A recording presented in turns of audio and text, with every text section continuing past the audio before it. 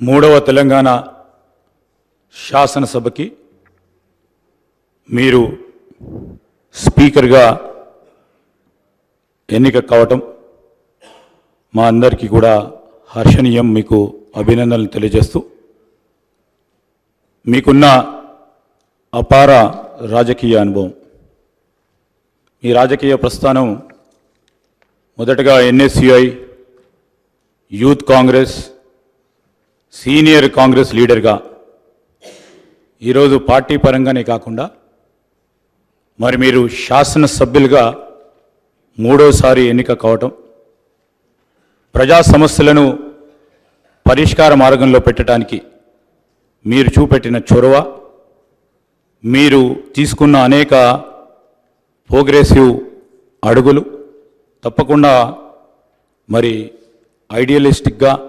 రాబోయే తరాలకు కూడా ఒక ఆదర్శనీయంగా ఉంటాయని, ఆ క్రమంలోనే మీరు మొదటగా ఎంపీటీసీగా, మండలాధ్యక్షులుగా, దాని తదుపరి శాసనసభ్యుడిగా, చైర్మన్గా,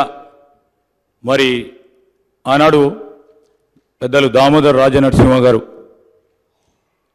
ఎస్సీ సబ్ ప్లాన్కు సంబంధించిన ఒక ప్రధానమైన విధానపరమైన నిర్ణయం దేశ చరిత్రలో నిలిచిపోయే ఆ నిర్ణయంలో ప్రధాన భాగస్వాములుగా మీరు నిలవటం,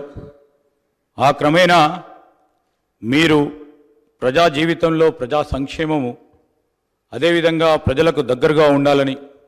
ఓడినా నేను మీకున్నానని ఒక ధైర్యాన్ని ఇచ్చి ముందుకు నడిపిన వైనాన్ని ఈరోజు గుర్తు తెచ్చుకుంటూ, మరి మీరు మంత్రిగా హ్యాండ్లూమ్స్ అండ్ టెక్స్టైల్స్కి సంబంధించి ఉమ్మడి ఆంధ్రప్రదేశ్ రాష్ట్రంలోనే ఆనాడు ఎయిర్పోర్ట్స్లో కానీ, రైల్వే స్టేషన్స్లో కానీ, కాలేజీలో కానీ, బస్ స్టాండ్స్లో కానీ మీరు హ్యాండ్లూమ్స్ను ఎంకరేజ్ చేయాలని, ప్రోత్సాహం చేయాలని స్టాల్స్ పెట్టడం, ఆ క్రమంలో హ్యాండ్లూమ్స్ అండ్ టెక్స్టైల్స్కి సంబంధించిన వారన్నీ కూడా ఆదుకోవాలనే మీ ప్రధానమైన ఉద్దేశాన్ని ఈ సందర్భంలో మరి జ్ఞప్తికి తీసుకొస్తూ, రాబోయే కాలంలో కూడా మరి ఇప్పటివరకు కూడా ఒక మంచి సాంప్రదాయాన్ని మూడవ శాసనసభకు సంబంధించి, తెలంగాణ శాసనసభకు సంబంధించి ఒక మంచి సాంప్రదాయాన్ని ఏర్పాటు చేయాలని సభానాయకులు మరి ముఖ్యమంత్రి గారు ప్రతిపాదించిన మీ అభ్యర్థిత్వాన్ని మేము కోరగానే టీఆర్ఎస్ పార్టీ వారు కానీ, అదేవిధంగా ఎంఐఎం పార్టీ వారు కానీ, అదేవిధంగా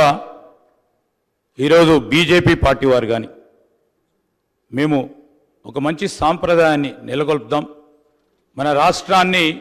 ఒక ఆదర్శనీయమైన రాష్ట్రంగా శాసనసభ వ్యవహారాలకు సంబంధించి ముందుకు తీసుకెళ్లాలని వారి ఆలోచనకు మేము కృతజ్ఞతలు తెలియజేస్తూ, అదేవిధంగా గౌరవ శాసనసభ్యుల హక్కులకు సంబంధించి మీరు కూడా శాసనసభ్యుడిగా వారికి సంబంధించి మరి రాజ్యాంగంలో వారికి కలిగించిన హక్కులను కాపాడే ప్రతి క్రమములో ఈరోజు మీరు వారికి అండగా నిలబడతారని, ఈ హౌస్ను కూడా సజావుగా నడపడానికి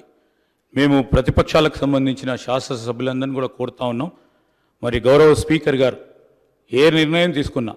సభా సాంప్రదాయాలను బట్టి, రూల్స్ అండ్ ప్రొసీజర్ ప్రకారం వారు తీసుకునే నిర్ణయానికి పూర్తి స్థాయిలో వారికి మరి తప్పకుండా సపోర్ట్ చేస్తారని ఆశాభావంతో ముందుకు చెప్తూ, మరొకసారి మీరు శాసన సభాపతిగా ఆ స్థానంలో కూర్చుంటే నేను మాకు ప్రత్యేకంగా మా కుటుంబానికి సంబంధించి మా నాన్నగారు శ్రీపాదరావు గారు శాసన సభాపతిగా మరి అదే చైర్లో ఇదే శాసనసభలో మరి అనేక సంవత్సరాలు శాసనసభాపతిగా వారు ఈ శాసనసభను నడిపించిన వైనాన్ని ఒకసారి జ్ఞప్తికి తెచ్చుకుంటూ, మీరు ఈ 5 సంవత్సరాల కాలం పాటు ఈ శాసనసభని దిగ్విజయంగా ఈ తెలంగాణ రాష్ట్రంలో ఉన్న ప్రజా సమస్యలను ఈ శాసనసభ వేదిక ద్వారా తీరికంగా చర్చించే ఆలోచన చేస్తూ ఉన్న మా ప్రభుత్వానికి సంబంధించి మీరు తప్పకుండా మీరు దిశని ఇవ్వాలని కోరుకుంటూ మరొకసారి మీకు అభినందన తెలియజేస్తూ సెలవు తీసుకుంటాను. శ్రీ కల్వకుంట్ల తారక రామారావు గారు. అధ్యక్ష, ముందుగా శాసనసభ అధిపతిగా ఎన్నికైన మీకు హృదయపూర్వకంగా మా పార్టీ పక్షాన, మా అందరి పక్షాన కూడా హృదయపూర్వకంగా మీకు అభినందనలు తెలియజేస్తూ, మా పార్టీ అధ్యక్షులు పెద్దలు శ్రీ కేసీఆర్ గారు వారు దురదృష్టవశాత్తు వారికి కొంత గాయమయ్యి హాస్పిటల్లో ఉన్నప్పటికీ ఎప్పుడైతే ఈ ప్రతిపాదన శ్రీధర్ బాబు గారి ద్వారా మరి వారికి వచ్చిందో వెంటనే ఒక క్షణం కూడా సంకోచించకుండా, రెండో ఆలోచన లేకుండా తప్పకుండా సహకరించవలసిందే అని చెప్పి ఏకగ్రీవంగా ఎన్నిక కావడానికి వారు మాకు ఆదేశాలు ఇవ్వడం జరిగింది. దానికి అనుగుణంగానే నిన్న మీ నామినేషన్లో కూడా మేమందరం కూడా పాల్గొనడం జరిగింది. అధ్యక్ష, మీతో వ్యక్తిగతమైన అనుబంధం కూడా నాకు చాలా ఉంది. మీరు 2009 శాసనసభకు ఎన్నికైన నాడు నేను కూడా మీతో పాటు సహచర శాసనసభ్యుడిగా ఉన్నాను. ఆనాడు తెలంగాణ ఉద్యమంలో కూడా మీరు మీ వంతు పాత్ర పోషించినారు.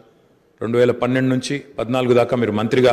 ముఖ్యంగా మా శాఖకు మంత్రిగా, హ్యాండ్లూమ్స్ అండ్ టెక్స్టైల్స్ డిపార్ట్మెంట్కి మంత్రిగా మీరు పనిచేసిన క్రమంలో ఆనాడు ఒక సందర్భంలో నేను మీ దగ్గరకు వచ్చి మీరు రండి సిరిసిల్లకి మీరు రావాలి, ఎందుకంటే రాష్ట్రం మొత్తంలోనే టెక్స్టైల్ అంటే సిరిసిల్ల కాబట్టి మీరు తప్పకుండా రావాలి అంటే మీరు కొంత సంకోచం వ్యక్తం చేసినారు మొదలు. మరి ఇప్పుడు ఉద్యమం ఉధృతంగా ఉంది, నేను మంత్రిగా ఉన్నాను, ఈ సమయంలో వస్తే ఏమైనా ఇబ్బంది ఉంటుందా అంటే లేదు మనం కలిసే పోదామని చెప్పి ఆ రోజు మీరు రావడమే కాకుండా ఆనాడు మరి బ్రహ్మాండంగా మీరు వచ్చి అక్కడ కార్మికుల సమస్యలు విని తర్వాత చాలా సమస్యల పరిష్కారానికి మీ స్థాయిలో మీరు కృషి చేసినందుకు కూడా మీకు మనస్ఫూర్తిగా ఈరోజు మళ్ళొకసారి అభినందనలు, ధన్యవాదాలు కూడా తెలియజేస్తూ, మరి ఒక ఉన్నతమైన సాంప్రదాయానికి ఈరోజు మరి తెరదీస్తూ ఇతర పెద్దలు గౌరవనీయులు తెలంగాణ రాష్ట్రం ఏర్పడ్డ తర్వాత పెద్దలు శ్రీకొండ మధుసూనాచారి గారు, తర్వాత శ్రీ పోచారం శ్రీనివాసరెడ్డి గారు, తదనంతరం మీరు, మరి వారు ఇద్దరు కూడా నెలకొల్పిన సాంప్రదాయాలు, కాపాడిన విలువలు వాటన్నిటిని మీరు కూడా పరిరక్షిస్తారని మనస్ఫూర్తిగా ఆకాంక్షిస్తూ, మీ ఉన్నతికి మనస్ఫూర్తిగా అభినందనలు తెలియజేస్తూ, మరి ఇప్పుడే పెద్దలు ముఖ్యమంత్రి గారు, ఉప ముఖ్యమంత్రి గారు, మంత్రివర్యులు కూడా చెప్పినట్టు మరి ఈ సభ అందరి సభ, ఈ సభలో ఉండే ప్రతి సభ్యుడి యొక్క గౌరవాన్ని, ప్రతి సభ్యుడి యొక్క హక్కులను, ముఖ్యంగా ప్రజల తరపున మాట్లాడే ప్రతి నాయకుడి యొక్క, ప్రతి గౌరవ సభ్యుడి యొక్క మరి గొంతును వినిపించే విధంగా ఆ బాధ్యత మీరు తప్పకుండా సమర్థవంతంగా నిర్వహిస్తారని మనస్ఫూర్తిగా ఆశిస్తూ, మరి ఒక సామాన్య ఎంపీటీసీ పదవి నుంచి ఈరోజు శాసనసభ స్పీకర్గా ఎదిగిన మీ జీవితం ఏదైతే ఉందో, రాజకీయ ప్రస్థానం ఏదైతే ఉందో, ఇది చాలామందికి తప్పకుండా స్ఫూర్తిదాయకంగా ఉంటుందని చెప్పి మనసారా ఆకాంక్షిస్తూ, మీ బాధ్యతలో మీరు 100% విజయవంతం సాధించాలని మా పార్టీ తరఫున కూడా కోరుకుంటూ మళ్ళొకసారి మీకు అభినందనలు అధ్యక్ష. Thank you.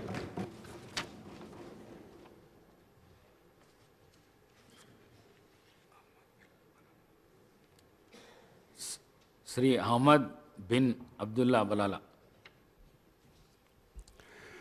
स्पीकर सर, मैं मेरी पार्टी की जानिब से आपको इस अहदे के लिए स्पीकर तीसरी लेजिस्लेटिव तेलंगाना असेंबली के मौके पर मुबारकबाद पेश करता हूं और हम सब का साथ आपको रहेगा और उम्मीद करता हूं कि जिस तरीके से मजलिस इत्तेहादुल मुस्लिमीन हमेशा ऐवान में अक़लियतों और मज़लूम तबक़ात की आवाज़ उठाती आई है, इस बार भी हमारी आवाज़ को जो अवाम की तर्जुमानी यहाँ पर ऐवान में करती है